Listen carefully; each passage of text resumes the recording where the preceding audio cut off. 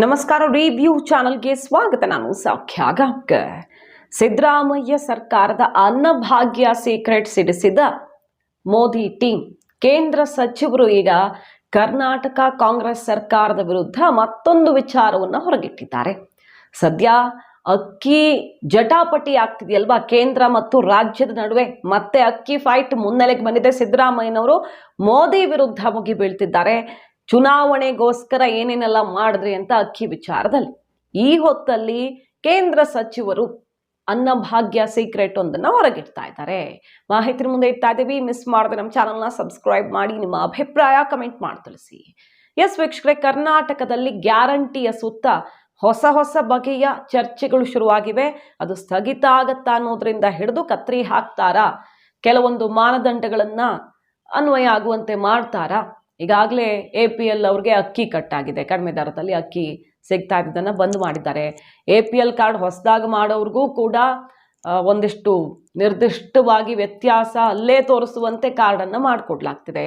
ಉಳಿದಂತೆ ಇನ್ನು ಮುಂದೆ ಗೃಹಲಕ್ಷ್ಮಿ, ಗೃಹಜ್ಯೋತಿಯಲ್ಲೂ ಕೆಲವರೆಲ್ಲ ಸರಿಯಾದ ದಾಖಲೆ ಕೊಟ್ಟಿಲ್ಲ, ಬೋಗಸ್ ಅಂತ ರಿಪೋರ್ಟ್ ಇದೆಯಂತೆ, ಅಂಥವ್ರಿಗೆ ಕಟ್ ಮಾಡೋದಕ್ಕೆ ರೆಡಿ ಆಗಿದೆ. ಅಷ್ಟೇ ಅಲ್ಲ, ರೈತರಿಗೆ ಪಂಪ್ ಸೆಟ್ ಸಬ್ಸಿಡಿ, ವಿದ್ಯುತ್ ಸಂಬಂಧಪಟ್ಟಂತೆಯೂ ಇನ್ನು ಮುಂದೆ ಸಮಸ್ಯೆ ಆಗುತ್ತಾ ಅನ್ನೋದ್ರ ಸುತ್ತ ಈಗ ಆತಂಕ ಶುರುವಾಗಿದೆ ರೈತರಿಗೆ. ಯಾಕಂದ್ರೆ ಆಧಾರ್ ಕಾರ್ಡ್ ಲಿಂಕ್ ಕಡ್ಡಾಯ ಮಾಡಿದರೆ ಟೆಕ್ನಿಕಲ್ ಸವಾಲುಗಳು ಎದುರಾಗ್ತಿವಿ ಅಂತೆ.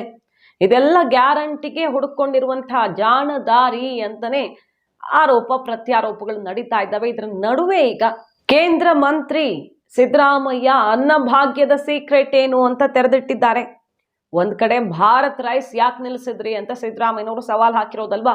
ಎಲೆಕ್ಷನ್ ಟೈಮಲ್ಲಿ 29 ರೂಪಾಯಿ kg ಅಕ್ಕಿಯನ್ನ ಘೋಷಣೆ ಮಾಡಿ ಅಲ್ಲೊಂದು ಇಲ್ಲೊಂದು ಸಿಗೋ ತರ ಮಾಡಿ ಈಗ ಎಲೆಕ್ಷನ್ ಮುಗಿತಾ ಇದ್ದ ಹಾಗೆ ನಿಲ್ಲಿಸ್ಬಿಟ್ಟಿದ್ದಾರೆ ಅನ್ನುವ ಆರೋಪವನ್ನು ಮಾಡ್ತಿದ್ದಾರೆ.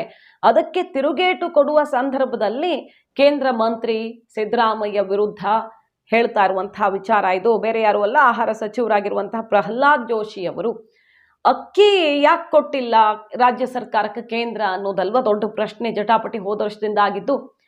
ಸಿದ್ದರಾಮಯ್ಯನವರು ಮೊನ್ನೆ ಅಷ್ಟೇ ಮತ್ತೆ ಆರೋಪ ಮಾಡಿದ್ರು.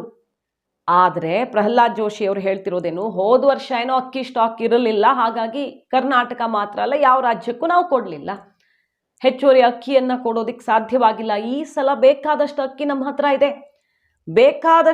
ನಮ್ಮ ಹತ್ರ ಇದೆ, ಆದ್ರೆ ಸರ್ಕಾರದ ಬಳಿ ಅಕ್ಕಿ ಖರೀದಿಗೆ ಹಣವಿಲ್ಲ, ನಾವು ಕೊಡೋದಿಕ್ ರೆಡಿ ಇದ್ದೀವಿ, ಆದ್ರೆ ರಾಜ್ಯ ಸರ್ಕಾರ ಅಕ್ಕಿ ತೆಗೆದುಕೊಳ್ಳುವುದಿಲ್ಲ ಅಂತ ಅಚ್ಚರಿಯ ಹೇಳಿಕೆಯನ್ನು ಕೊಟ್ಟಿದ್ದಾರೆ. ನಾವು ರೆಡಿ ಇದ್ದೀವಿ ಈಗ, ಬಟ್ ಸಿದ್ದರಾಮಯ್ಯ ಸರ್ಕಾರನೇ ಆರೋಪ ಪ್ರತ್ಯಾರೋಪ ಮಾಡ್ಕೊಂಡು ಅಕ್ಕಿನೇ ಇಲ್ಲ ಅನ್ನೋ ರೀತಿಯಲ್ಲಿ ಅದನ್ನು ಮುಂದೆ ತಳ್ಕೊಂಡು ಹೋಗೋ ಪ್ರಯತ್ನ ಮಾಡ್ತಿದೆ. ರೆಡಿ ಇದ್ರೂ ಅವ್ರ ಹತ್ರ ತಗೊಳ್ಳೋದಕ್ಕಾಗಲ್ಲ, ಯಾಕಂದ್ರೆ ಹಣವೇ ಇಲ್ಲ ಅಂತ ಹೇಳ್ತಿದ್ದಾರೆ.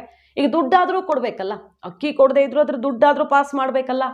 ಬಟ್ ಅದನ್ನ ಪೆಂಡಿಂಗ್ ಇಟ್ಟು 2 ತಿಂಗಳು ಬಿಟ್ಟು 3 ತಿಂಗಳು ಬಿಟ್ಟು ಕೊಡಬಹುದು ಆರೋಪ ಕೇಳ್ಬಂತಲ್ಲ. ಆಕ್ರೋಶ ಸ್ಫೋಟವಾಗಿತ್ತು. ಹೆಚ್ಚುವರಿ ಅಕ್ಕಿ 5 kg ಬಿಟ್ಟು ಏನು ಅಕ್ಕಿ ಕೊಡ್ತಾರೆ ಅದರ ದುಡ್ಡು ಸುಮಾರು ತಿಂಗಳು ಬಂದಿರಲಿಲ್ಲ. ಈಗ ಗೃಹಲಕ್ಷ್ಮಿದು ಪೆಂಡಿಂಗ್ ಆಗಿದೆ. 1 ತಿಂಗಳು 2 ತಿಂಗಳು ಪೆಂಡಿಂಗ್ ಮಾಡಿದಾಗ ಅದಕ್ಕೆ ಬ್ಯಾಲೆನ್ಸ್ ಮಾಡುವಂತ ತಂತ್ರವೋ ಇದು ಗೊತ್ತಿಲ್ಲ.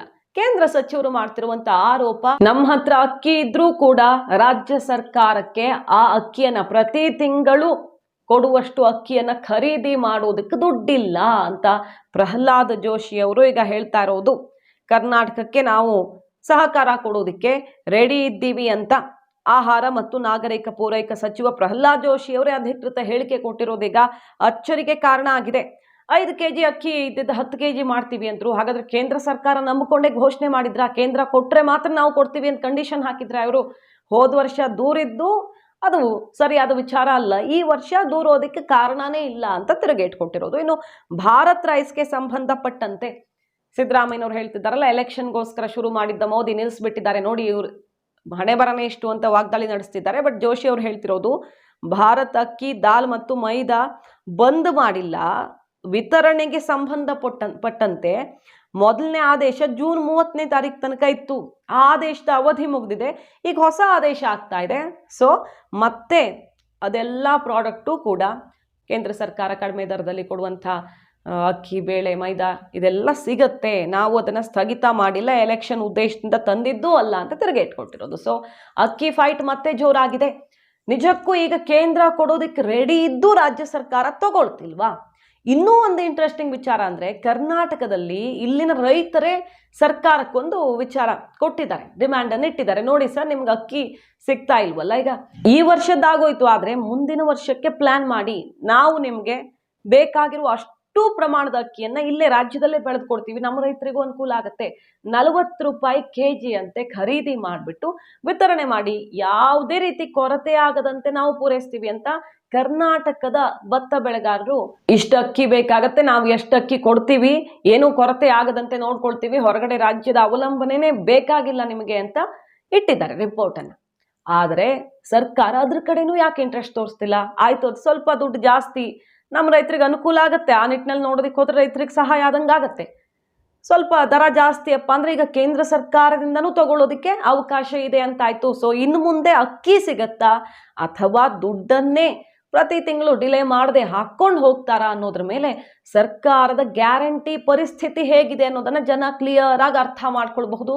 ಅದನ್ನ ಕಾದ್ ನೋಡೋಣ. ಮಾಹಿತಿ ನಿಮ್ಗೆ ಇಷ್ಟ ಆಗಿದ್ರೆ ಮಿಸ್ ಮಾಡದೆ ನಮ್ಮ ಚಾನಲ್ನ ಸಬ್ಸ್ಕ್ರೈಬ್ ಮಾಡಿ, ನಿಮ್ಮ ಅಭಿಪ್ರಾಯ ಕಮೆಂಟ್ ಮಾಡಿ ತಿಳಿಸಿ. Thank you.